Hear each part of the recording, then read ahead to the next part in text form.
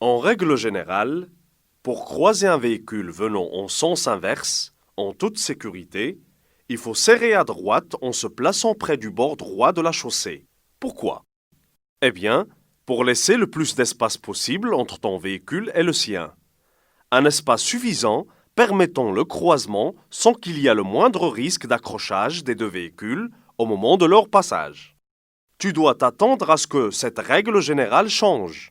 En effet, la catégorie d'usagers de la route, le gabarit de l'autre véhicule, l'état de la chaussée, c'est-à-dire sa largeur, sa pente, ses déformations, etc., impose dans certaines situations un ordre du passage des véhicules. Dans ce cas, l'espace de sécurité libre est réglementé selon le type d'usager. Pour croiser une voiture, il faut que je laisse un espace libre, égal à la moitié de la chaussée, de 50 cm minimum. Par contre, pour croiser un piéton, un cycle, un cavalier ou un animal, il faut que je laisse un espace de 2 mètres au moins.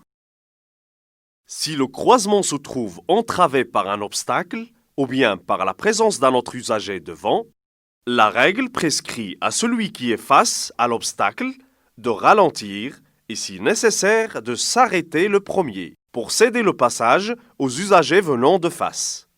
Sur la photo, le véhicule blanc devra s'arrêter pour laisser passer l'autre véhicule. Sur une route étroite ou en mauvais état, le croisement de deux véhicules devient difficile. Comment est réglementé alors l'ordre de passage? Lorsque les véhicules sont de la même catégorie, il n'existe pas de règle. Et l'ordre de passage dans cette situation est réglementé par l'esprit de courtoisie et de bon sens. Si les véhicules sont de catégories différentes, bien évidemment, le véhicule le plus encombrant doit ralentir et au besoin se rabattre sur l'accotement pour se garer et céder le passage au véhicule dont la dimension est inférieure. Certaines routes sont à forte pente, comme c'est le cas par exemple des routes de montagne. Comment je peux croiser l'autre véhicule et manœuvrer en toute sécurité? Dans cette situation, plusieurs cas sont possibles. Dans le cas où le croisement est difficile sur un chaussée en pente, la règle impose au véhicule descendant, quelle que soit sa catégorie, de se rabattre et de s'arrêter au besoin pour faciliter le passage au véhicule montant. En effet, le véhicule descendant peut facilement repartir. Si jamais tu disposes d'un refuge à ta droite et qu'une marche arrière s'avère nécessaire, il est plus facile de te garer dans ce refuge pour faciliter le croisement. Cette fois, le croisement est impossible sur cette route en pente. Une marche arrière est nécessaire pour se croiser. Le véhicule le plus maniable doit faire la manœuvre, c'est-à-dire un véhicule unique doit reculer face à un véhicule tractant une caravane ou une remorque, comme il le montre la photo de droite. Un véhicule léger doit reculer face à un véhicule lourd.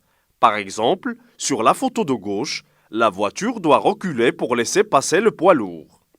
Enfin, un poids lourd doit reculer face à un autocar. Le dépassement s'effectue par la gauche. C'est une manœuvre dangereuse.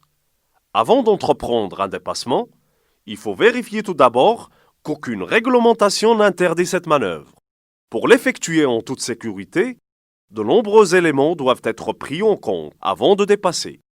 En effet, je dois m'assurer que la route est libre sur la distance nécessaire pour dépasser, que ma manœuvre ne va pas gêner les usagers venant en face, que j'ai suffisamment d'espace à droite pour me rabattre entre les véhicules.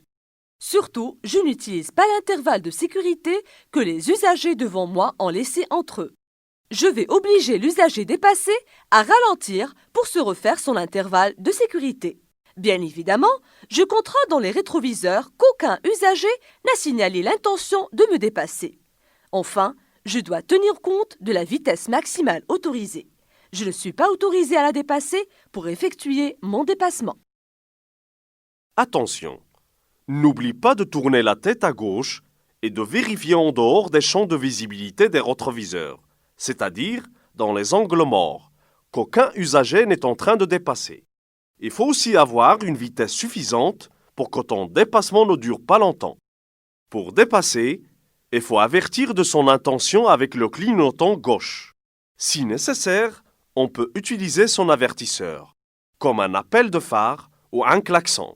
On déboîte et on quitte sa place à droite de la chaussée. On passe à gauche de l'autre usager. Une fois on arrive à voir le véhicule dépasser dans le rétroviseur intérieur, on peut se rabattre et reprendre sa place à droite de la chaussée. Lorsque je passe à gauche de l'autre usager, je dois laisser un intervalle latéral de sécurité qui va selon la catégorie d'usagers dépassés. Il est d'un demi-mètre lorsque je dépasse une voiture. Dans le cas de deux roues, d'un piéton ou d'une charrette à traction animale, je dois estimer mon intervalle latéral à 1 mètre. Je viens de voir que la décision de dépasser ne dépend que de moi lorsque la réglementation me l'autorise. Ce n'est pas toujours le cas. Quand est-ce que la réglementation interdit la manœuvre de dépassement? En effet, aux endroits où ces panneaux sont implantés, le dépassement est formellement interdit. À partir du premier panneau, il m'est interdit alors de dépasser tous les véhicules à moteur. Le dépassement des deux roues ou les véhicules sans moteur m'est autorisé. De la même manière, il m'est interdit de dépasser à l'approche d'un passage à niveau sans barrière ni demi-barrière. Au niveau des intersections où je dois céder le passage, naturellement, le dépassement est interdit. Ce sont des zones où les trajectoires des usagers se croisent. Avant d'entreprendre un dépassement, il faut tenir compte aussi de la signalisation horizontale, c'est-à-dire du marquage au sol. Lorsque la ligne est continue, les dépassements sont interdits. Il ne faut jamais franchir ou chevaucher une ligne continue. Dans ce cas, il s'agit d'une ligne mixte, c'est-à-dire d'une ligne continue doublée d'une ligne discontinue. Pour la franchir ou la chevaucher, il faut tenir compte de la ligne la plus proche du véhicule avant le début de la manœuvre de dépassement. Sur la photo, la ligne la plus proche de ma voie de circulation est la ligne continue. Donc, il m'est interdit de dépasser dans ce sens de circulation. Une flèche de rabattement intercalée dans une ligne discontinue d'avertissement annonce une ligne continue. L'usager n'a plus le droit de dépasser.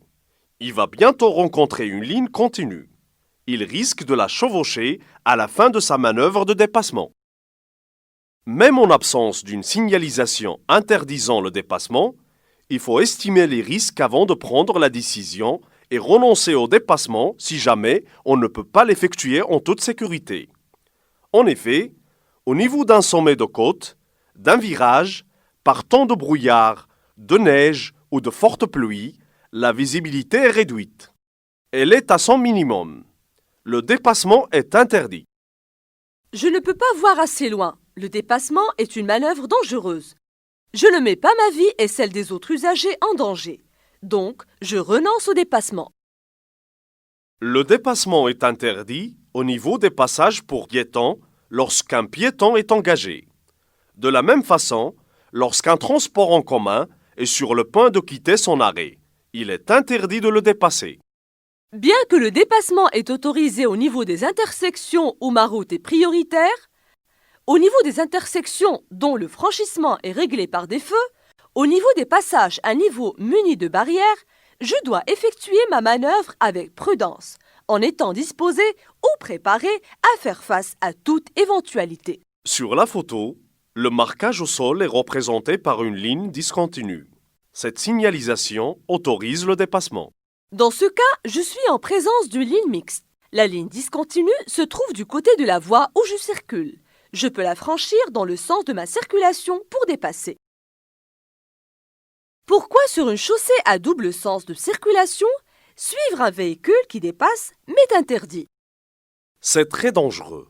L'usager qui dépasse risque de te masquer à notre usager venant de face. Au moment où il se rabat à droite, tu lui feras face. Les conséquences peuvent être dramatiques. L'usager qui dépasse peut aussi changer d'avis et renoncer à sa manœuvre après l'avoir amorcée. Dans le même ordre d'idée, il peut mettre plus de temps que je n'imaginais pour effectuer sa manœuvre. C'est dangereux aussi, parce qu'il risquerait de tourner à gauche alors que j'avais pensé qu'il avait l'intention de dépasser. Toujours est-il sur autoroute ou sur une route à 3 voies, dont la plus à gauche est délimitée par une ligne continue, suivre un usager qui dépasse est autorisé du moment qu'il n'y a pas d'usager venant en sens inverse. Le dépassement de plusieurs véhicules en une seule manœuvre est risqué et donc déconseillé sur une chaussée à deux voies. Bien au contraire, il est autorisé avec beaucoup de précautions sur une chaussée à trois voies.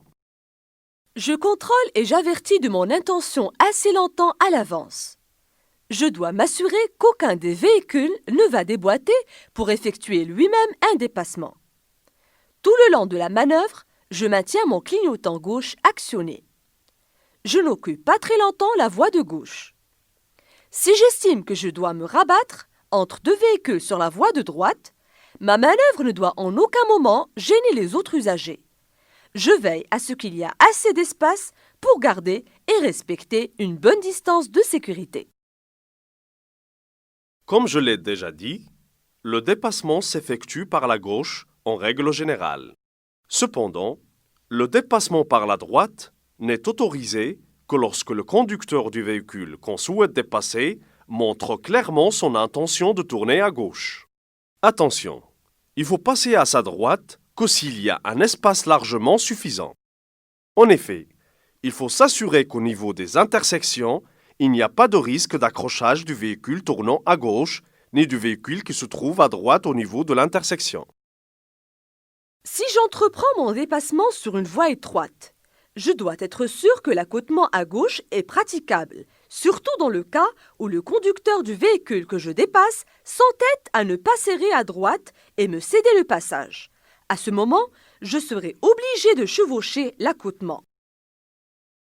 En principe, lorsqu'un usager manifeste son intention de dépasser, on n'essaie pas de l'empêcher. Bien au contraire, on fait tout pour un bon déroulement de la manœuvre.